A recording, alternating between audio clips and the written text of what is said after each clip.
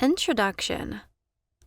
Hello there. My name is Shan Stella Barnes, aka Stella B. I am an author, grants and subcontracts accountant, radio personality, entrepreneur, speaker, consultant, and actress. Thank you if you've purchased my first book, Grants and Subcontracts Compliance: The Pain in Your Assets, the ultimate guide to grants and subcontracts reporting, which includes real scenarios and strategies that can be implemented into your organizations. Every grant goes through each of the 3 parts that I've included in the book, designed to get you through a full grant cycle. Grants and subcontracts are attainable. However, once awarded, that's when the real work begins, the compliance. The business book is perfect for staff, management, board members, and students. In my second book and corresponding podcast of the same title, The Pain in Your Assets podcast with Stella B on air, I expound on stories of my own, a few I've seen with my own 2 eyes, and a few of public figures I've read about as we each endeavored to answer these 5 questions.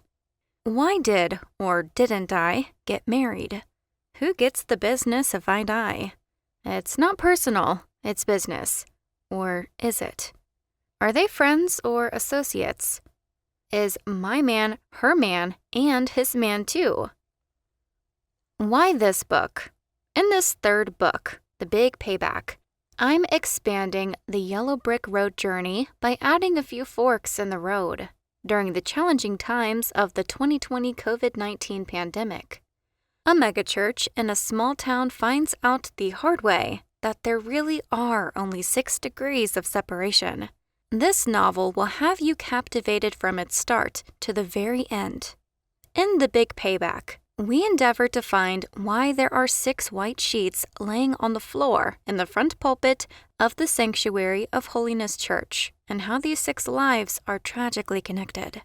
I am a firm believer that we are a product of our experiences and choices. From the direct and indirect impact of our childhood, those challenging teen years, our connection to friends and family, church homes, and workplaces. Each of these experiences and roles bring a different version of me to the page as I take the reader on the journey with me. Sometimes it's innate. Sometimes it ain't. Sometimes it's peer pressure or the devil made me do it. Sometimes it's I made me do it. When I write, I pull from all of it. The good, the bad, the pretty, and the ugly. The truth may be my truth, the truth of others, or a well-known truth, but nonetheless a relatable truth, encompassing a mixture of my fave genres of mystery and comedy, engaging the reader in my own unique way of storytelling. Fade in. Opening act. Teaser flashback.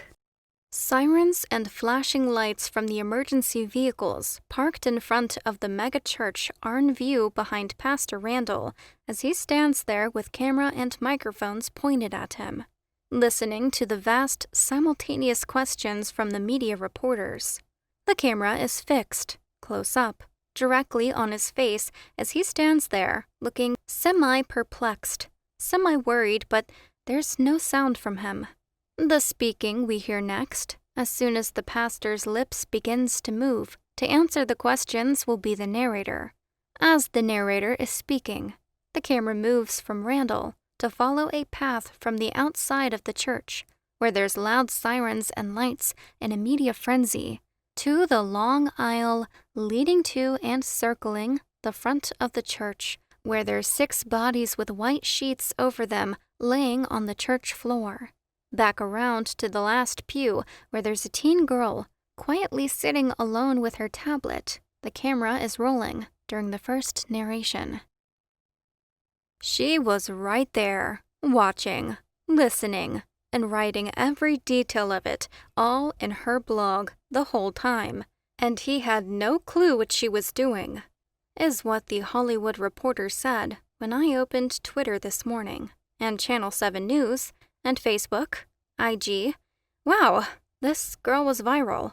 That girl was me, a high-functioning teen, a nobody, as Pastor would always say, trying to tell somebody, but ended up telling everybody. Whoa, I'm either dreaming or in real big trouble now.